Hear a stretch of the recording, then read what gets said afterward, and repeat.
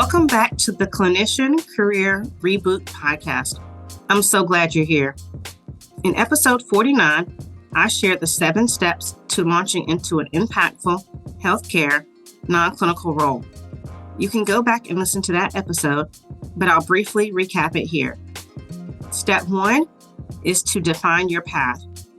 Step 2, build your network. Step 3, develop transferable skills. Step 4, establish your brand. Step 5, apply for the job. Step 6, prepare for the interview. And step 7, accept your new job. In today's episode, I'm going deeper into the application, interview, and negotiating steps, or steps 5 through 7. Enjoy.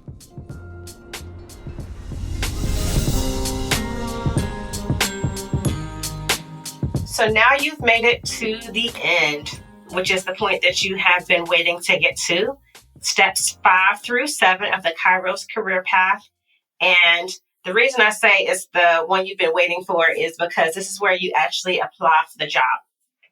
So we're going to go through each of these steps, and I'm going to show you how to navigate the rest of this. So, all right, so step 5, apply for the job. If you have done the research up front and followed the steps in the order that I've outlined them, you should not need to apply for hundreds and hundreds of jobs. This is where you can be very selective, very intentional about the roles that you are applying for. When you are applying for the job, you can search on LinkedIn, you can search on Indeed, whichever website is your preference, but I would really encourage you to actually apply on the company website. And the reason for that is because when you get into their system, so if other similar roles or other things that match your qualifications come up, then they can send you an email directly, and sometimes you'll know about them before they're posted on some of these other external websites.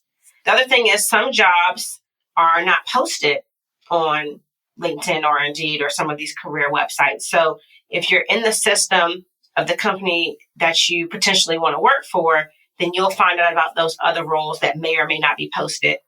Because the reality is it costs money to post on these different websites. And so not every role that's available is posted. Okay. When you are applying for the job, you're going to use keywords from the job description in your search and when you're adding them, like we talked about, to your resume. So you're going to be very strategic with this. When you see the job that you're looking for, that you're very interested in, you're going to go back to your resume, make sure that it has those keywords in there. Because you have this resume that can be used for the key roles that you've decided that you are targeting. But when you actually apply for the job, if there's a keyword in there that is not currently in your resume or something else that they're looking for that you have the transferable skill for, you want to make sure you use those words in your resume. So you'll go back and make a couple of tweaks. Here, your transferable skills are key.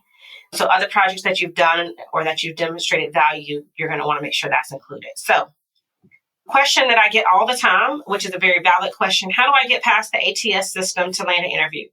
So for those of you who have applied to multiple jobs in the past and you've gotten that quick email response that says, I'm sorry, you didn't meet our qualifications, or, something kind of boots your resume out of the system, sometimes it's because you didn't use those keywords that were specifically in the job description that they're looking for. And so sometimes your resume can get pushed down, or your application can get pushed down the stack until a recruiter comes and looks at it individually. And if there are multiple applicants, they may not have time to come back to yours to see exactly what you may offer to the role. So if you're able to use keywords from the job description, it's going to be super helpful and really help to get past that ATS system. The other thing that's going to help is getting to know the recruiters, like we talked about with networking. If you have a connection that works at that company that you're targeting, or if you've gotten to know the recruiter, then things can be changed on the job description, right? Things can be allowed behind the scene that might not be actually posted in the job posting. So you can have that recruiter to actually pull your resume or your application out of the stack because they've gotten to build a relationship with you. And From personal experience, this has really helped me in the past with one of the roles that I've had. I got to know the recruiter on LinkedIn. When the job became available, I let them know, hey, I applied for the position. Did it get me the job?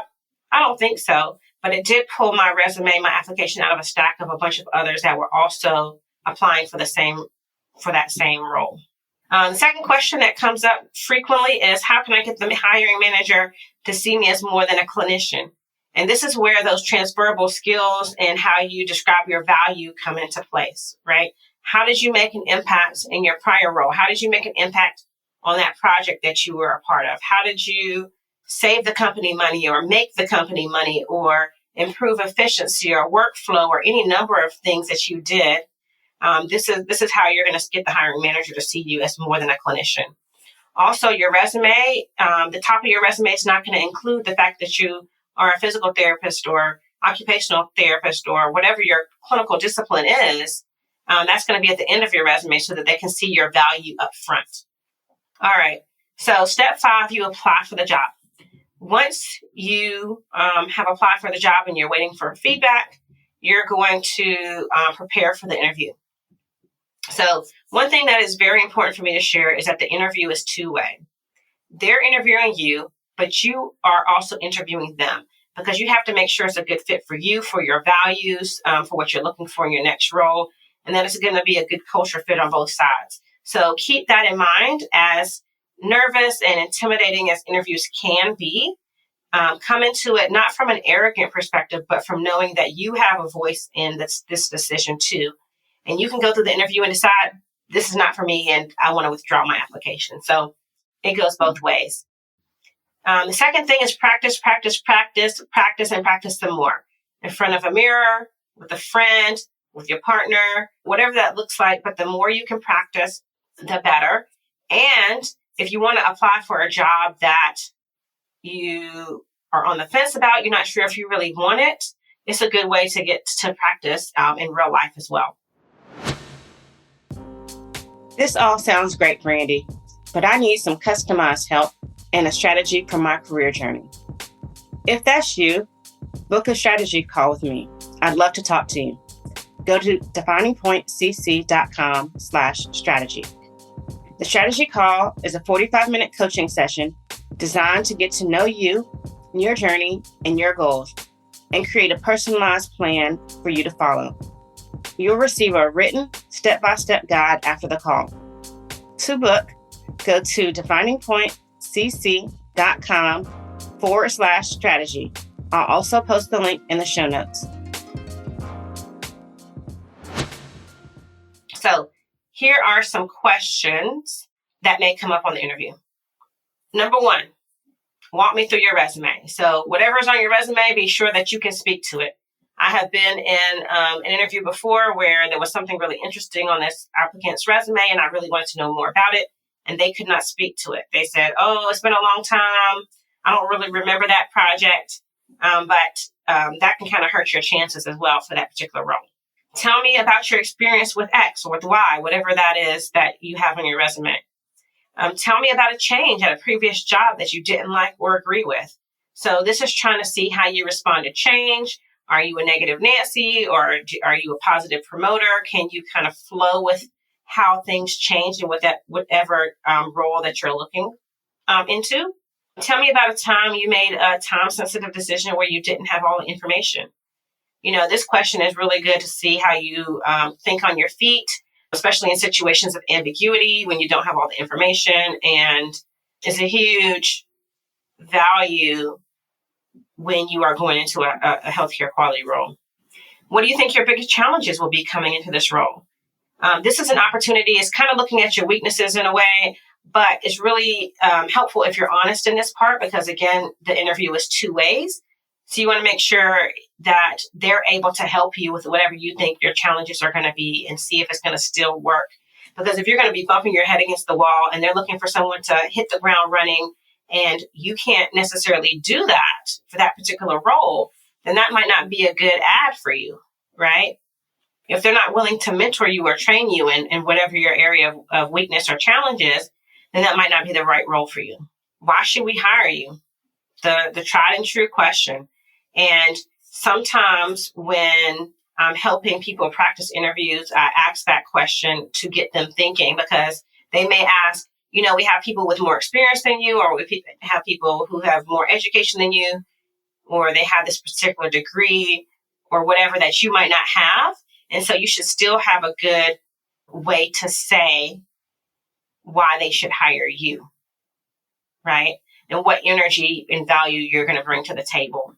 And then what questions do you have? This is so, so important. Always, always, always have a question for them. Even if they've answered your questions as they go, as the interview has gone on, and hopefully the interview is conversational and not just question, answer. But even if they've answered all your questions, have a question for them anyway. It shows that you're interested. It shows that you did your homework. It shows that you want to know more about what they're offering, either their leadership style, or why the last person left the position, or what does success look like in this role. That's a question that I've asked. What do you expect this person to accomplish in the first 90 days or 6 months or the first year of hire, right? So those are some of the things that you can look at when you are asking them about questions that they have, or questions that you have for them. So when you're on the interview, you also want to ask when you can expect a decision. That way it's not a guessing game, and they can give you a time frame. They might not be able to give you the exact day, but they should be able to give you a time range, week, 2 weeks, whatever that's going to look like for that particular role. And then follow up with a thoughtful thank you note to each interviewer. If you've had more than one interview, if you had a panel interview, follow up with a thoughtful thank you note, either handwritten or email, depending on the situation. But if you are neck and neck with another applicant, another candidate, and otherwise equal in job ability to do this job or qualifications, then a follow-up note, a thank you card, goes a long way. It shows your interest. It shows that you're willing to take that extra step for this role. All right. And then step 7, this is when you accept your new job. So this is where you will negotiate, right? Negotiate your pay. And hopefully you've done some research on this ahead of time too, so that you know what the appropriate range is for that position, or maybe you've asked the recruiter kind of what to expect, so you know if you're even in line or wasting your time before you get to the interview. But once you get to this part where they're making you the offer and they tell you what the financial package would look like, regardless of how great the package looks, you always want to have a counter offer, right? Because you don't want to leave money on the table. Now, if they offer you $90,000 and you say, no, I want 130, well, that's way off, and you probably shouldn't have gotten to this point anyway, right? But I would encourage you to always counter offer so that you can see what that is going to look like. Now, counter offer could be money.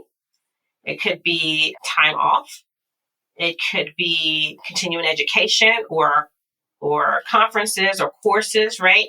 So don't just think in terms of salary, right? Think about the other benefits and things that you could negotiate into your package, because it's a whole package that the company is paying for, whether it's health benefits or time off or whatever that looks like, flexibility in your job for 10-hour days, whatever that looks like for you, that's going to be meaningful for your work-life harmony, then you can negotiate that into your package. All right. So going back to step 5, 6, and 7. Step 5 is apply for the job. Step 6 is practice interview or prepare for the interview. And then step 7 is accept your new job. Thanks for tuning in to today's episode. For more career transition goodness, check out the show notes section of the podcast. I'll share all the links you need to connect with me and find the resources that you need.